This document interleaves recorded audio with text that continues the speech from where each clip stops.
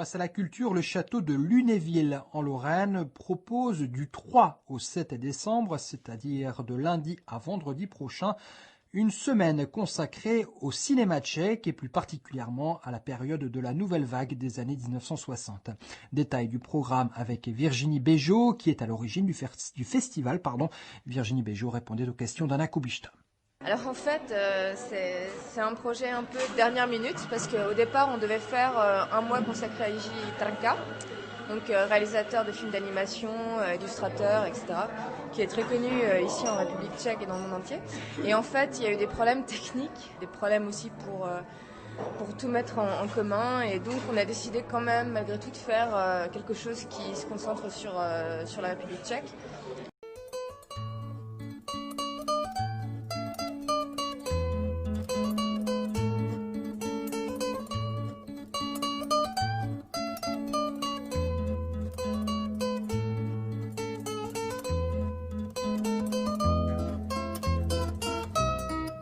Puisque nous sommes ici sur un parcours bien enraciné maintenant sur le lieu, mais qui, d'une manière forte, s'ouvre à une volonté commune et partagée, mais je le laisserai l'exprimer, que les choses soient liées avec l'université, non pas uniquement par un homme et son parcours, mais par l'ensemble d'un projet dans une logique partenaire telle qu'elle a été posée sur une université qui est un des éléments majeurs du développement régional et de notre pays et de notre République.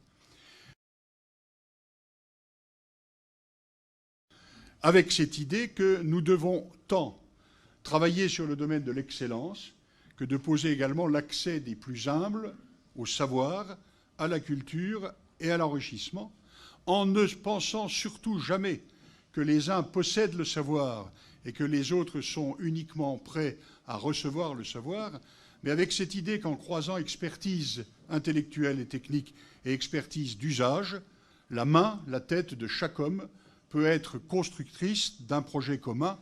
Et cette université populaire n'est pas un élément de caractère idéologique, elle est au contraire un élément très pratico-pratique, faire en sorte que sur ce lieu des Lumières puissent se croiser les savoirs respectables des uns et les autres dans un axe fort qui a surpris au départ, qui était celui du travail.